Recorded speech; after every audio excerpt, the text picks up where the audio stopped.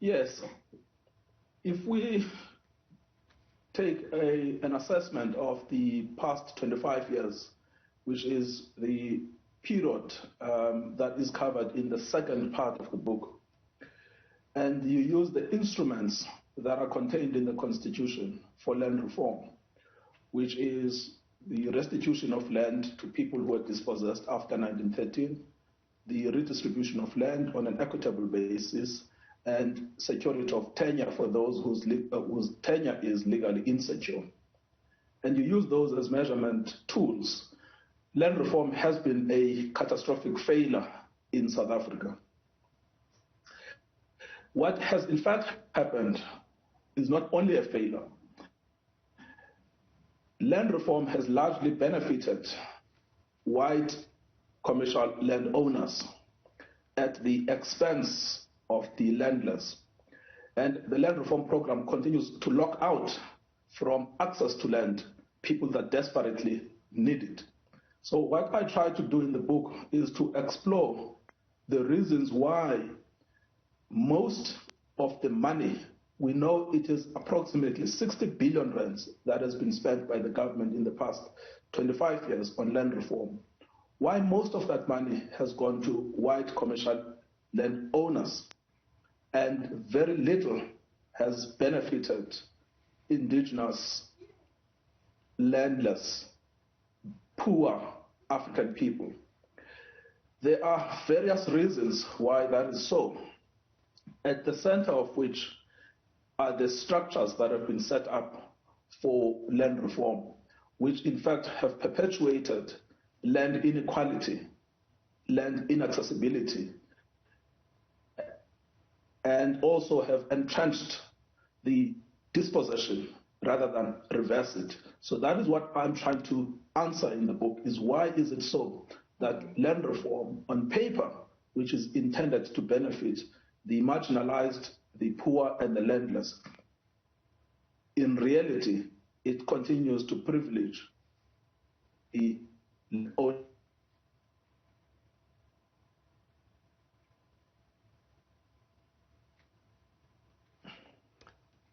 Well, we seem to have lost Advocate Tembeka Ngcukaitobi. We'll try and reconnect with him there, just having a challenge technically. Advocate, if you can still hear me, I want us to also talk briefly about the aspiration for status or the use of private property as the basis for asset creation. It's something you say, actually you don't take rather seriously in your book.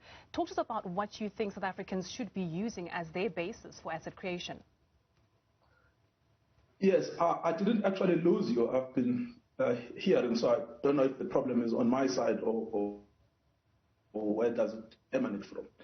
My critique of private property is, if you try to look at private property as entrenched in our practices and economic systems, we've got to ask ourselves whether or not it can lay the foundation for land reform on a sustainable basis, or whether or not it is a constraint to land reform.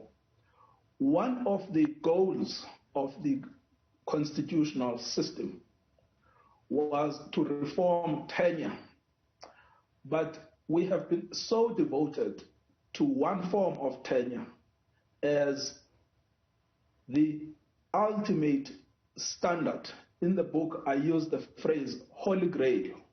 The holy grail of land reform has been private tenure or private title. The question is whether or not private title should remain as the holy grail of land reform, bearing in mind its inherent constraints and limitations. Another question that is related to our devotion to private tenure is our failure to develop alternative systems of tenure. As we speak, the research shows that 22 million South Africans live under the control of traditional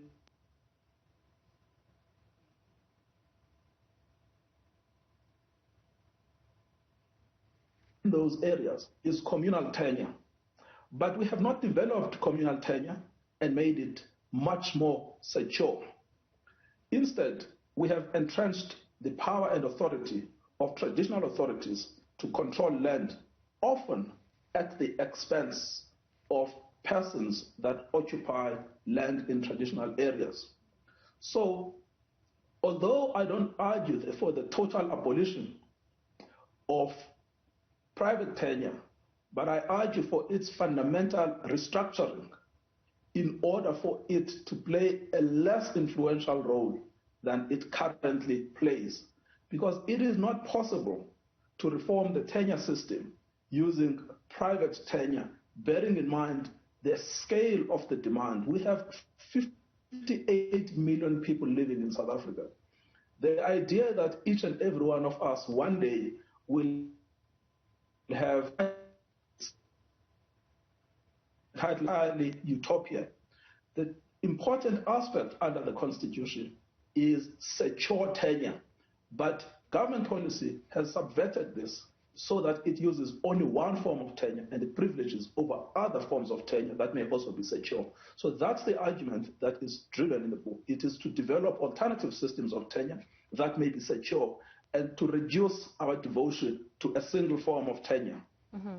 Another issue I want you just to touch on, Advocate, is the land reform weaknesses when it comes to addressing gender imbalances in land ownership. And you mentioned that if inclusivity and equity and equality are to be realized, that has to be addressed.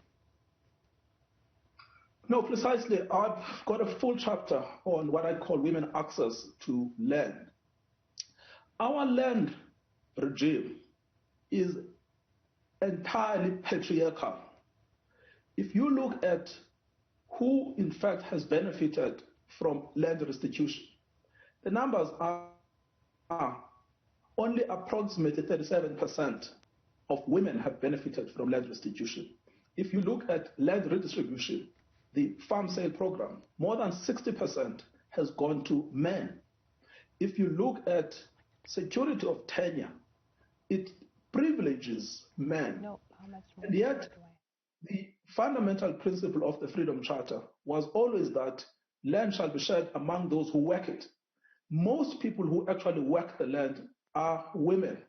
So we have to change the patriarchal and the male-dominated nature of the land discourses in this country so that they fundamentally transform the relations between men and women in order to create a sustainable food-producing nation on an agrarian scale. So until we have also attended to the gendered nature of land reform, we are unable to secure a future based on true equality, because even the current discourses are still extremely patriarchal and male-dominated. Advocate, I want to just leave it there for this afternoon, and thank you for your time joining us, Advocate Tembeka Ngcukaitobi, just speaking to us about his book titled Land Matters, that just deals with all of the issues pertaining to the laws regarding land and restitution here in South Africa.